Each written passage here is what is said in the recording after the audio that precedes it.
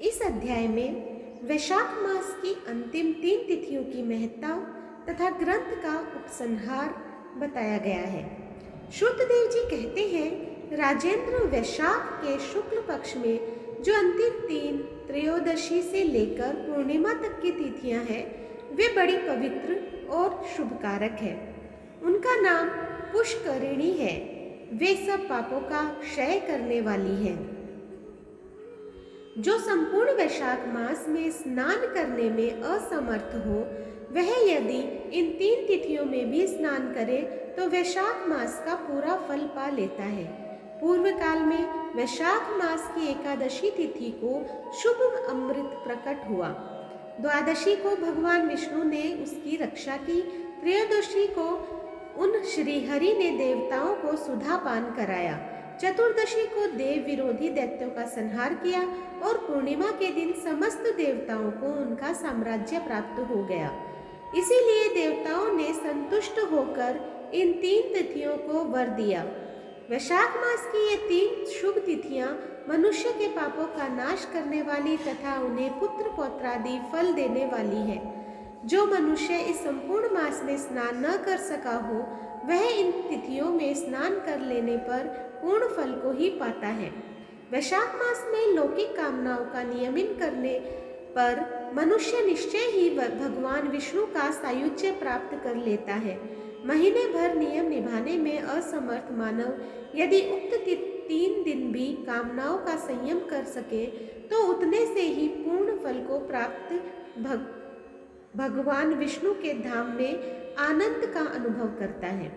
इस प्रकार वर देकर देवता अपने धाम को चले गए। अतः पुष्करिणी नाम से प्रसिद्ध अंतिम 3 तिथियां पुण्यदायिनी, समस्त पाप राशि का नाश करने वाली तथा पुत्र पौत्र को बढ़ाने वाली है। जो वैशाख मास में अंतिम 3 दिन की गीता का पाठ करता है, उसे प्रतिदिन अश्वमेध यज्ञ का पालन फल मिलता है। जो उक्त तीनों दिन विष्णु सहस्त्र नाम का पाठ करता है, उसके पुण्य फल का वर्णन करने में इस भूलोक तथा स्वर्गलोक में कौन समर्थ है।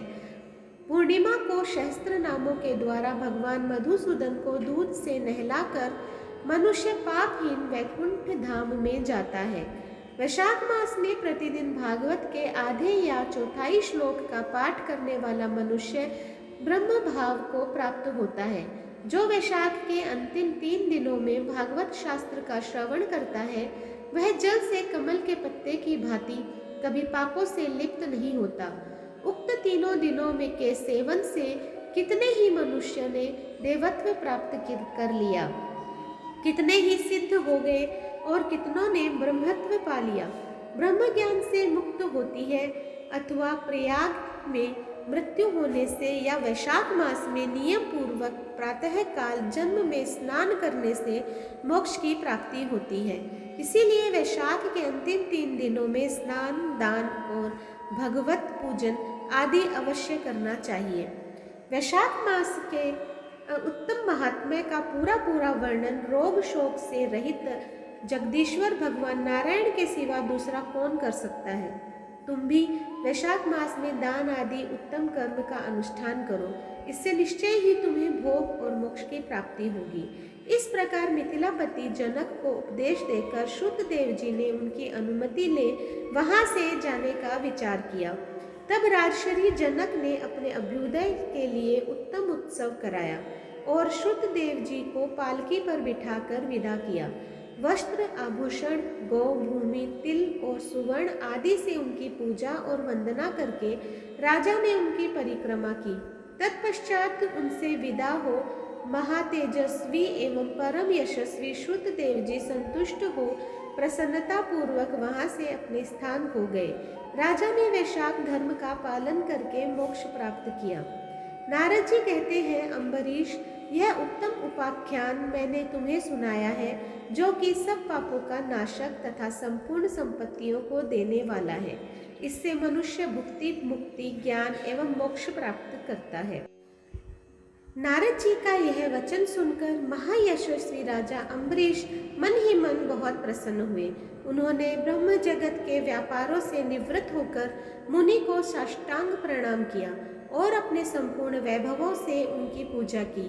तत्पश्चात उनसे विदा लेकर देवर्षि नारद जी दूसरे लोक में चले गए, क्योंकि दक्ष प्रजापति के शाप से वे एक स्थान पर नहीं ठहर सकते। राजश्री अम्बरीश भी नारद जी के बताए हुए सब धर्मों का अनुष्ठान करके निर्गुण पर ब्रह्म परमात्मा में विलीन हो गए। जो इस पापनाशक एवं पुण्यवर्धक उपाख्यान को सुनता अथवा पढ़ता है वह परम गति को प्राप्त होता है। जिनके घर में यह लिखी हुई पुस्तक रहती है उनके हाथ में मुक्ति आ जाती है। फिर जो सदा इसके श्रवण में मन लगाते हैं उनके लिए तो कहना ही क्या है। वैशाख मास महात्म्य संपूर्ण। तो दोस्तों, आज मैंने आप लोगों के सामने वैशाख मास का महात्म्य की कथा अध्याय 13 जो कि अंतिम अध्याय है प्रस्तुत किया है। आप लोगों को कैसा लगा मुझे कमेंट बॉक्स में ज़रूर बताइए। जो लोग मेरे चैनल पर नए हैं प्लीज़ सब्सक्राइब कर दीजिए, लाइक कीजिए और शेयर कीजिए अपने दोस्तों और परिवार में, और इसी तरह से मेरा सहयोग करते रहें। धन्यवाद।